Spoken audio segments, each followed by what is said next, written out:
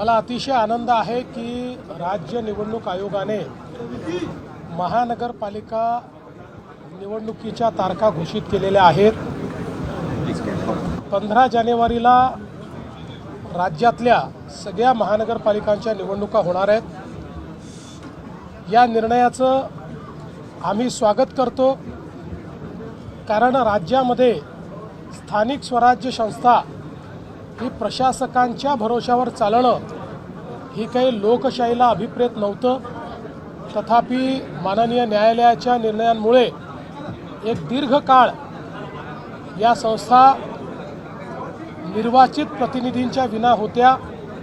आता पुन्हा या निवडणुका होत आहेत आणि आम्हाला विश्वास आहे की या निवडणुकांमध्ये आमच्या शासनाने केलेलं काम बघता पुन्हा कौल हा आमच्या बाजूने येईल। जनता आम्हाला शहर विकासाची पुन्हा संधी देईल हा मला विश्वास आहे। सर, मात्र मुंबई असेल किंवा पुणे महानगरपालिका मोठी शहरं आहेत, महायुतीचं कसं जमणार आहे? म्हणजे विशेषतः उल्लेख केला तर महायुती होणार आहे। बघा, आम्ही महायुती करण्याचा प्रयत्न करतो।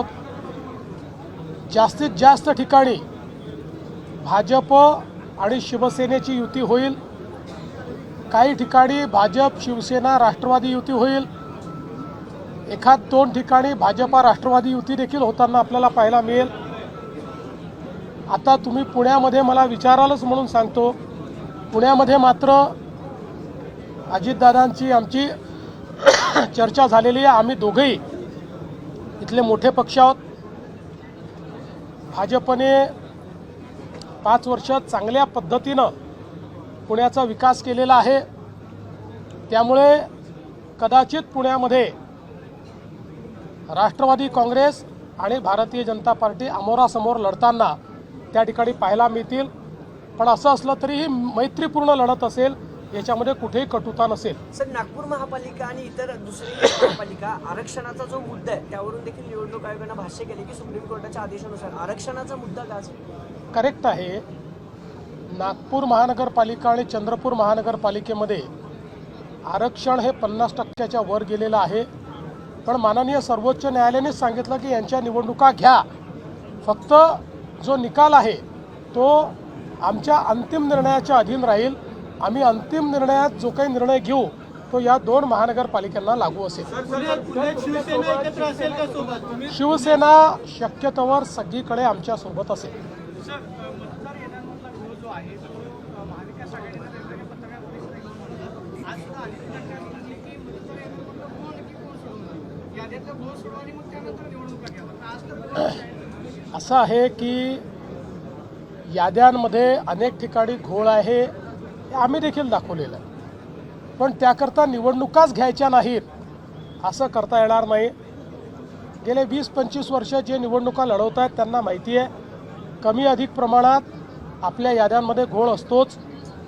आता जेव्हा SIR सुरू झाला आहे त्यानंतर कदाचित याद्यांमधला घोळ कमी होईल। पुढच्या काळात तर माझं मत असं आहे की इलेक्शन कमिशनने आपल्या याद्या ब्लॉकचेनमध्ये टाकाव्यात। त्या ब्लॉकचेन पद्धतीनं जर तयार झाल्या तर त्यातला घोळ हा नेहमीकरता संपवता येईल। पण त्याकरता माननीय सर्वोच्च न्यायालयाचे आदेश मिळाल्यानंतरही काही ना काही कारण काढून निवडणुका पुढे करा हे योग्य नाही आहे। या ठिकाणी स्थानिक स्वराज्य संस्थेमध्ये निवडून आलेले प्रतिनिधी असले पाहिजेत, त्यांच्यासाठी स्थानिक स्वराज्य संस्था असली पाहिजे आणि म्हणून आमची मागणी आहे की या निवडणुका वेळेवरच व्हाव्या। सर, महापालिकेत ठाकरे देखील एकत्र येण्याची शक्यता आहे। दोन्ही ठाकरे एकत्र आले तर भाजपला धोका असेल इच्छुक आहेत असं म्हटलं जातं। 20 ते 25 नगरसेवक तुमच्याकडे येण्यासाठी इच्छुक आहेत, तर तुम्ही काही इंटरव्ह्यू करणार आहात का या काळात? असं आहे की महाराष्ट्रामध्ये आमच्या पक्षात येण्याची लोकांमध्ये ओढ आहेच। आता कोणाला घ्यायचं आणि कोणाला घ्यायचं नाही हे आमच्या पक्षाचे अध्यक्ष आणि त्या ठिकाणचे आमचे प्रमुख नेते हे मिळून याचा निर्णय घेतील। याचा काही सरसकट कुठलाही निर्णय नाही। सर, ठाकरे दोन्ही बंधू एकत्र येत आहेत, हा एक पक्का निर्णय आहे आमचा आणि त्या ठिकाणी शिंदे साहेबांचं ठरलं आहे की एकमेकाचे घ्यायचे नाहीत। ठाकरेंचं काय सर, दोन्ही ठाकरे एकत्र आल्यावर तुम्हालाही फटका बसेल? मुंबई महापालिका आहे, कुठलाही फटका नाही। दोन्ही ठाकरे एकत्रित आले तरी नाही आले तरी दोन्ही ठाकरे एकत्रित आल्यानंतर काँग्रेसही त्यांच्यासोबत गेली तरीही मुंबईकर भारतीय जनता पार्टी शिवसेना आमच्या महायुतीलाच निवडून देतील. कारण आमचा कारभार, आम्ही केलेला मुंबईचा विकास आणि मराठी माणसाचं आम्ही जोपासलेलं हित हे सामान्य मुंबईकरांनी पाहिलेलं असल्यामुळे मुंबईकर आमच्यासोबत राहतील. तर पिंपरी चिंचवडमध्ये काय चित्र राहणार आहे? पिंपरी चिंचवडमध्ये दादा, पिंपरी चिंचवडमध्ये 98 दाखले दिले गेल्याची एक आकडेवारी समोर आली. तर तुम्ही म्हटलं तसं पूर्ण छाननी म्हणूनच दाखले दिले जातात. पहिल्यांदा तर आपण एक लक्षात घ्या की 98 दाखले दिले गेले असं आपण सांगतो, पण मागणी पण 500ची झाली आहे. म्हणजे असं नाही आहे की लोक मागणी करतात आणि दाखले मिळत नाही आहेत. जी मागणी आली त्या तुलनेमध्ये सगळी त्या ठिकाणची छाननी करून ते दाखले दिले जात आहेत. ही प्रोसेस आहे.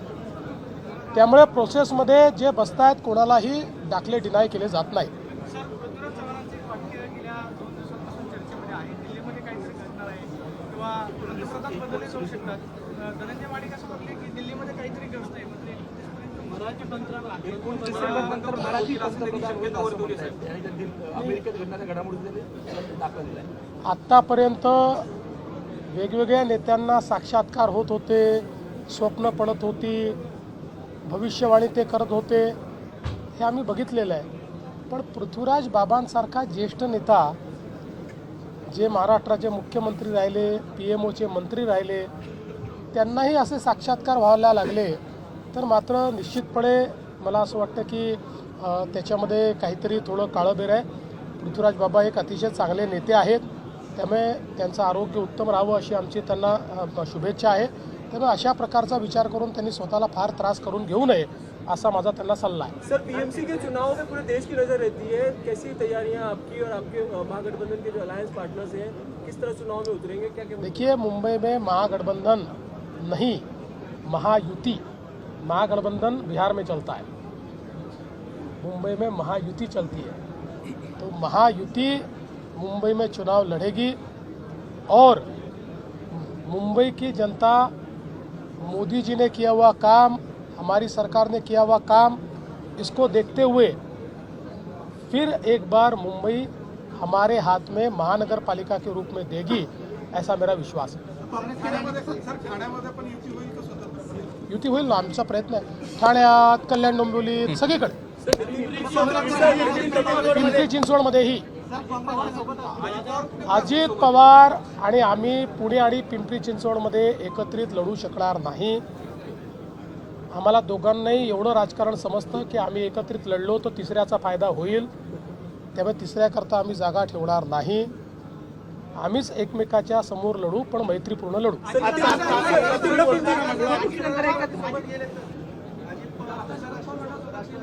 पवार साहेबांसोबत जर गेले तर अजितदादांचीच इच्छा आहे की अरे बाबा, तुम्ही अजितदादांना विचारा, हा प्रश्न मला का विचारता?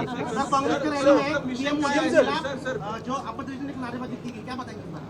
कि उनका फ्रस्ट्रेशन है. जब जनता उनको स्वीकारती नहीं है, जब कांग्रेस को एक ऐसा नेता मिला है जो मैदान छोड़ के भाग जाता है और विदेशों में घूमते रहता है, जब एक ऐसा नेता मिला है जो हाथ में तो संविधान लेता है लेकिन सारी संविधान विरोधी कृतियाँ वहाँ पर करते रहता है, तो ऐसे नेता के कारण उनके कार्यकर्ता भी फ्रस्ट्रेटेड है और ये निराशा में इस प्रकार के मूर्खतापूर्ण नारे लगाते हैं. मैं आपको बहुत स्पष्ट रूप से कहता हूँ, वो कुछ भी नारे लगाए, वो कुछ भी सपने देखे, जब तक जनता का आशीर्वाद मोदी जी के पीछे है तब तक मोदी जी का बाल भी वो बाका नहीं कर सकते. सर, कार्यकारी अध्यक्ष नितिन नवीन जी पे सर हिंदी में मुझे बहुत खुशी है कि श्री नितिन नवीन जैसे एक बहुत ही युवा ऐसे भारतीय जनता पार्टी के कार्यकर्ता को कार्याध्यक्ष के रूप में पार्टी ने नामित किया है. मैं नितिन नवीन जी को बहुत सालों से जानता हूं. विद्यार्थी परिषद में उन्होंने काम किया, भारतीय जनता युवा मोर्चा में उन्होंने काम किया. जिस समय भारतीय जनता युवा मोर्चा में वो महामंत्री हुआ करते थे अखिल भारतीय, उस समय महाराष्ट्र का प्रभार भी उनके पास था. उस समय महाराष्ट्र में उनका आना जाना भी काफ़ी था. और चूंकि मैं बिहार का भी प्रभारी रहा हूं, तो वहां पर भी उनका कार्य मैंने बहुत करीब से देखा है। उन्होंने कार्यकर्ता के रूप में, नेता के रूप में, मंत्री के रूप में, जिस स्वरूप में उनको काम दिया गया, अपना काम बखूबी निभाया है। 4 बार से विधायक वो है, विधायक के तौर पर भी बहुत पॉपुलर है। और मुझे ऐसा लगता है कि उनके कारण भारतीय जनता पार्टी को एक नई पीढ़ी मिली है। मैं हमारे नेताओं का आभार व्यक्त करना चाहता हूँ। ये भारतीय जनता पार्टी है जहाँ पर लोग अगली पीढ़ी का विचार करते हैं। आज मेरे जैसा व्यक्ति इस पद तक पहुँचा क्योंकि किसी एक समय पर विचार करके नई पीढ़ी को लाया गया था। उस समय नई पीढ़ी का एक रिप्रेजेंटेशन मैं करता था। उसी प्रकार से आज एक नई पीढ़ी के रूप में नितिन नबीन जी को राष्ट्रीय कार्याध्यक्ष बनाना, मैं ऐसा मानता हूं कि पार्टी की एक बहुत ही दूरदृष्टि है और उसके लिए पार्टी के आला नेताओं का मैं बहुत बहुत आभार व्यक्त करना चाहता हूं। और श्रीमान नितिन नबीन जी को मैं बहुत दिल से उनको बधाई देना चाहता हूं और उनके नेतृत्व में भारतीय जनता पार्टी और तरक्की करेगी, ये विश्वास व्यक्त करता हूं। देश विदेशातील प्रत्येक घडामोडींचे लाईव्ह अपडेट मिळवण्यासाठी आता साम टीव्हीच्या सर्व सोशल मीडिया प्लॅटफॉर्मला लाईक, फॉलो आणि सबस्क्राईब करा। तसंच सर्व नोटिफिकेशनसाठी बेल आयकॉन प्रेस करायला विसरू नका।